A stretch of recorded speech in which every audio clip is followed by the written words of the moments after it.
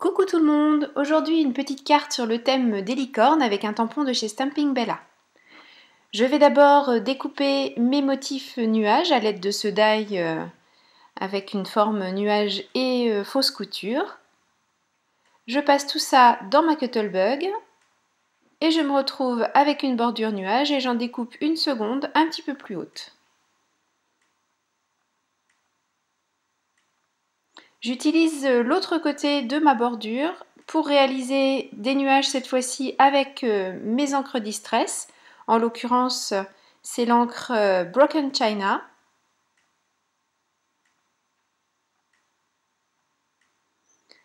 Je passe tout simplement en débordant et en tournant ce morceau de papier dans tous les sens.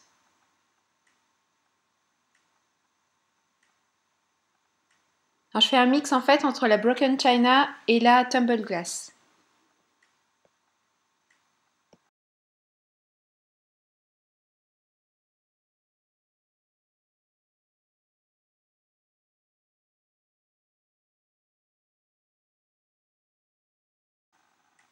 Je vais passer maintenant à la colorisation de mes petits tampons Stampin' Bella licorne. J'ai choisi deux de ces petites licornes. Et je vais les tamponner sur du Nina Solar White. Et je les mettrai en couleur très simplement avec mes feutres à alcool. Pour être sûre de mon impression, j'utilise ma presse de précision, qui me permet, au cas où j'aurai des petits manques d'encre à droite ou à gauche, de revenir sur cette impression sans aucun risque de déplacement du tampon.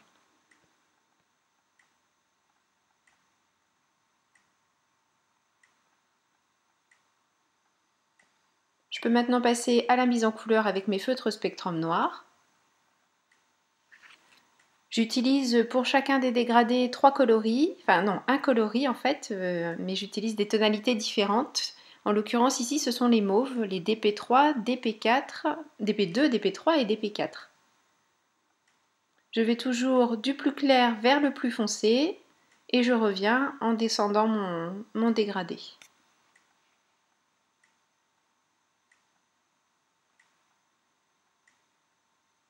Je repasse avec la couleur la plus claire sur tous les aplats que je viens de réaliser de manière à fondre tous ces passages entre eux et éviter ainsi les démarcations, à faire en sorte que tout se marie bien et qu'on ne voit pas du tout la transition entre telle ou telle tonalité de mauve, violet.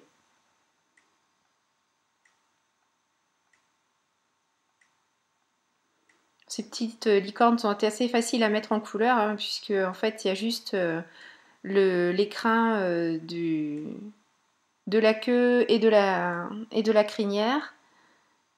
Et puis ensuite, le pelage, comme les licornes en général, on les représente blanches, c'est relativement facile. Moi, j'ai choisi de décliner des tonalités de gris. Et pour la petite corne de la licorne, je suis partie sur du rose, ainsi que pour les petites ailes.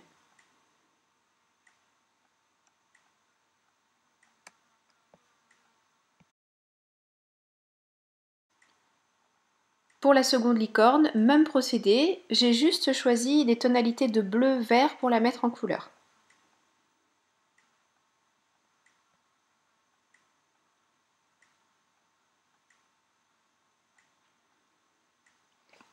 Comme d'habitude, je vous mets des liens sous la vidéo pour retrouver une grande partie des éléments que j'utilise dans cette réalisation, à savoir en l'occurrence le papier, les tampons et les feutres par exemple.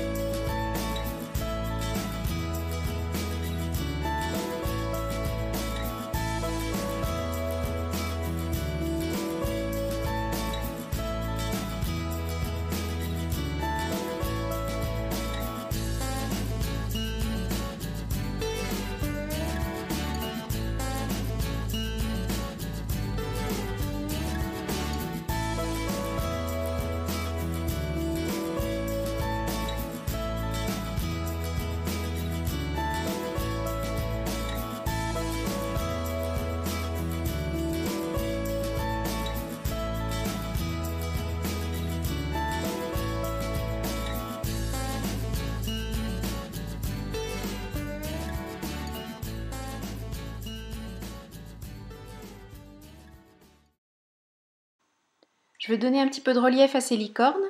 Je vais donc me mettre sur mon tapis de bosselage, c'est un tapis en mousse un petit peu dense, et j'utilise une bille à gaufrer large, et je fais des petits mouvements en arc de cercle, enfin en rond, pardon, pour leur donner un côté bombé. Je vais comme ça pouvoir mettre de la mousse adhésive au dos et faire en sorte que celle-ci ne se voit pas.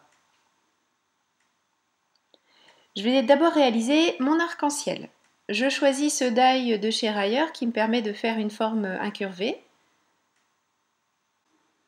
Et je vais me servir de cette forme pour passer mes encres Distress sur cette chute de cardstock. Donc je vous ai mis le nom des encres que j'utilise et que je vais passer avec mes petites mousses. Alors je commence par l'encre bleue, à savoir la Mermaid Lagoon, parce qu'au départ je pensais utiliser tout le fond de carte que je suis en train de réaliser pour mettre sur ma carte. Et puis finalement je ne vais garder que l'arc-en-ciel parce que je vais un petit peu changer mon fusil d'épaule étant donné que le résultat ne me convient pas.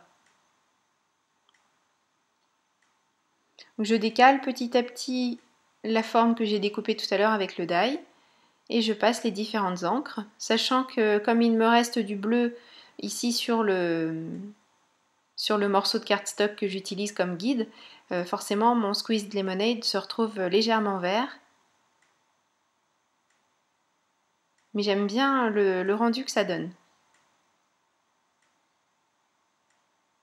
Alors vous vous en doutez parce que si j'avais pas aimé, j'aurais recommencé autre chose.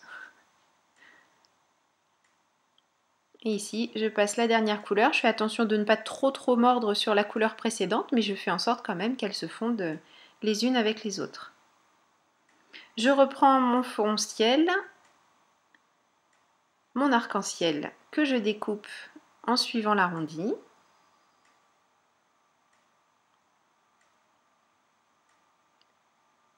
Donc finalement, le premier passage en bleu ne restera pas du tout. Et je vais glisser cet arc-en-ciel pour que la licorne rose puisse venir marcher dessus. Pour que tout soit cohérent, j'utilise un die rectangle fausse couture. Donc je commence par découper mon arc-en-ciel. J'ai découpé le fond nuage avec ce même die. Et j'ai également découpé la forme nuage que l'on voit en bas avec le die également pour que la fausse couture se retrouve sur tous mes éléments.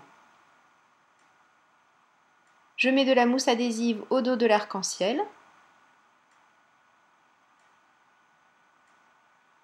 Comme je coupe des bandes, je peux me permettre de leur donner cette forme incurvée sans que ça fasse trop d'épaisseur, trop de petites choses qui se plient.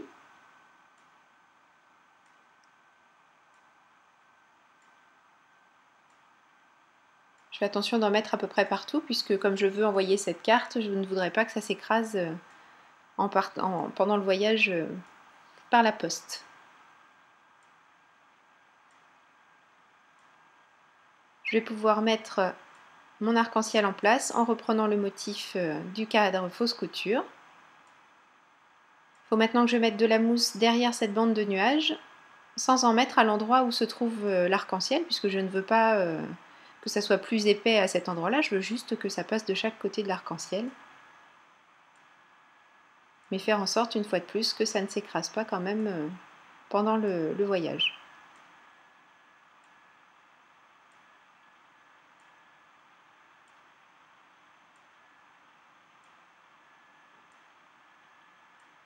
Voilà, ça commence à prendre tournure. Je vais pouvoir installer mes petites licornes. Alors comme je vous le disais tout à l'heure, je les ai bombées pour pouvoir mettre de la mousse adhésive à l'intérieur, mais faire en sorte que comme les côtés vont retomber entre guillemets un petit peu sur les côtés, on ne verra pas la mousse quand on penchera la carte. J'aime bien faire ça, je trouve que c'est quand même beaucoup plus joli que d'abord le fait de donner un côté bombé, ça donne un relief plus intéressant que de juste mettre de la mousse en dessous. Et en plus que la mousse soit apparente, c'est pas très chouette. Vous pouvez apercevoir Monsieur Chat qui est venu nous faire un petit coucou. Alors, cette vidéo a été tournée il y a quelques temps. Je l'avais mise de côté pour vous la présenter, donc c'est pour ça que je suis habillée un peu chaudement pour la saison. C'est qu'au moment où j'ai tourné la vidéo, il faisait vraiment pas chaud.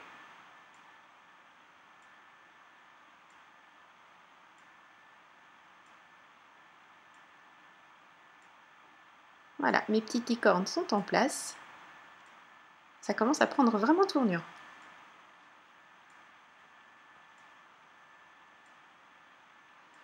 Je vais pouvoir ajouter des petits éléments, à savoir ici avec mon stylo gel blanc des petites étoiles scintillantes. On les verra mieux je pense sur les photos de la fin.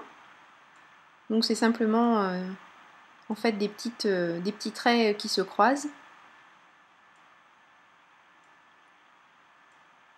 Et puis une fois que tout est bien sec, je peux passer avec mon stylo à paillettes Spectrum noir parce que des licornes et un arc-en-ciel, forcément il fallait aussi des paillettes.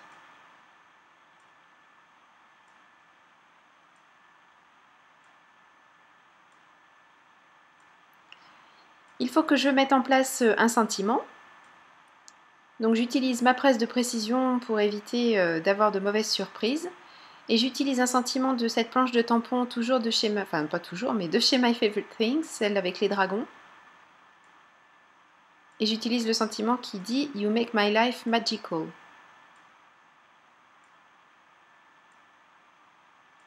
Je vais le tamponner en 2 fois. Le You make my life sera tamponné à la Versafine. Et le magical, vous allez voir, je vais le faire avec mes feutres aquarellables. Donc finalement, je ne me mets pas directement sur la carte pour 2 raisons. D'abord, donc j'ai fait un essai et puis comme j'ai mis de l'épaisseur sous mon nuage, même avec la presse de précision, c'était pas très joli. Et en plus, j'ai fait une bêtise avec mes feutres aquarellables et du coup, c'était vraiment pas beau. Donc comme vous avez vu, j'ai masqué une partie du scintillement avec du scotch pour pouvoir mettre mon encre tranquillement. On enlève bien sûr le scotch et on passe ensuite à l'impression. Vous avez vu, ça n'était pas parfait, mais pas de problème avec la presse de précision. Il suffit de refermer le couvercle et on retamponne exactement au même endroit et cette fois-ci, mon impression est parfaite. Je nettoie le tampon, je prends mes feutres aquarellables et là, je vais crayonner directement sur le mot Magical en faisant une sorte d'arc-en-ciel là aussi pour faire un rappel avec celui qu'on a découpé en papier tout à l'heure. J'utilise 4 ou 5 couleurs, je ne sais plus exactement. Je reprends les couleurs qui sont dans mon arc-en-ciel en papier et je ferme le couvercle et j'appuie jusqu'à obtenir exactement le dégradé que je souhaite. Donc le jaune étant un petit peu plus clair, j'en remets un petit peu et voilà, cette fois-ci c'est parfait. Donc le chat cache les bêtises que j'ai faites sur le premier essai. Bon, il cache aussi le deuxième essai qui lui est réussi, hein, monsieur chat, merci. Il ne me reste plus qu'à découper toujours avec un die nuage pour reprendre la même forme que le nuage que j'avais précédemment. Je le penche un petit peu histoire de ne pas trop empiéter non plus sur la première forme nuage qui est déjà en place. Un morceau d'adhésif, je passe tout ça dans la Cuttlebug et ici je veux juste finir l'arrondi. Donc j'essaie de faire coïncider les fausses coutures et de faire en sorte de finir mon motif nuage. Et dernière opération, le même die rectangulaire avec la fausse couture que pour tout le reste de la carte pour que tout soit cohérent.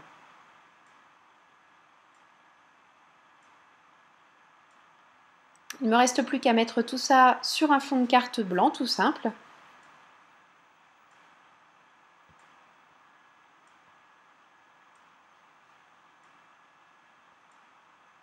Et cette carte sera terminée.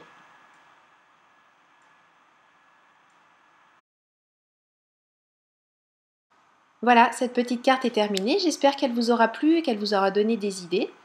Merci beaucoup d'avoir suivi cette vidéo. Je vous souhaite de belles heures de création dans vos scrap rooms respectives. Et puis, je vous donne rendez-vous très bientôt pour une nouvelle vidéo création. D'ici là, prenez soin de vous. Gros bisous. Bye bye.